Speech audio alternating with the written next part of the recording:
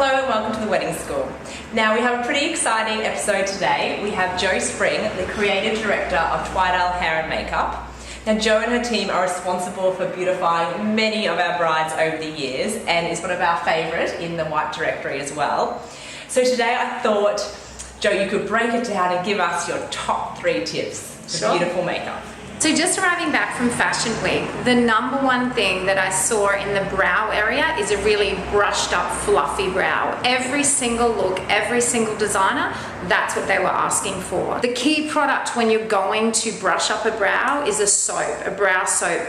You can get them anywhere like Sephora, Mecca Cosmetica, or you can even just go to the supermarket and just buy a natural soap.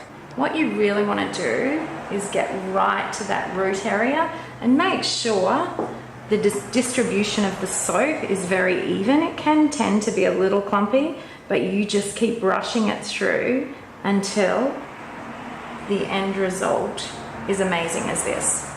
Okay, my second tip is for the eye area. For a day look, you want to keep it really, really natural, and what's really, really happening at the moment in makeup is your cream eyeshadows. So what I like to do is I like to distribute the product on the lower lid and then start to buff it to just above the brow bone. Using a really small amount of product, I apply or stipple to the lower lid or dab, however you like to call it. So I just make sure that the saturation is on the lower part of the lid, and then I just start using circular motions. I like to buff the product to soften it out to just above the brow bone. I then like to marry that look coming through and just smudging just below the waterline, which is underneath the lash line, in the same color, so that's MAC groundwork, but with a much smaller, smudgier, softer brush. And I just like to come in and join and then just bring it along, smudging up into the lash a little bit, but what it actually does is it just creates continuity from top to bottom. Tip 3.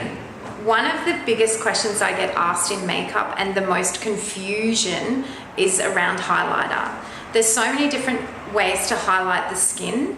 You can start prior to and buff in some highlighter and then do your foundation wash to give a really dewy, glowy finish, or you can be really specific in placement. The easiest thing to do is always do it at the end. So let me show you the positioning of what's best for a liquid highlighter. So I love this one purely because the color's amazing, but it's also really easy. It's just in a little eyedropper. So really with highlighter, less is more. Don't go crazy.